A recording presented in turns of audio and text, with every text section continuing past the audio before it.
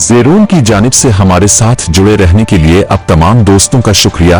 2024 में रिलीज होने वाली film ministry of ungentlemanly warfare Hitler के बहरी बेड़ों को बरतानवी वजीर आजम विंस्टन चर्चिल ने बेअसर करने का एक जुर्रतमंदाना मंसूबा बनाया।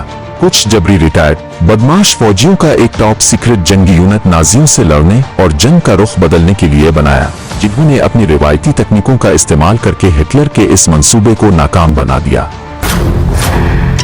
We're losing the war. Hitler is not playing by the rules, so neither are we.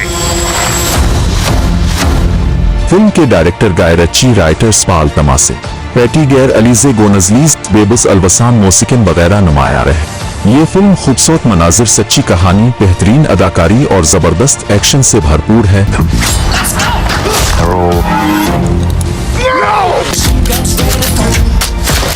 If we fail, England will be condemned to a lifetime under the German boot.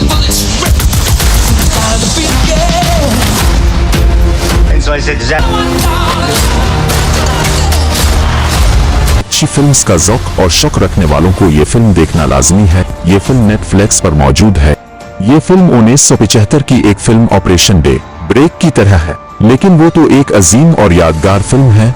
बहुत जल्द इसकी तफसील भी आपके लिए पेश करेंगे।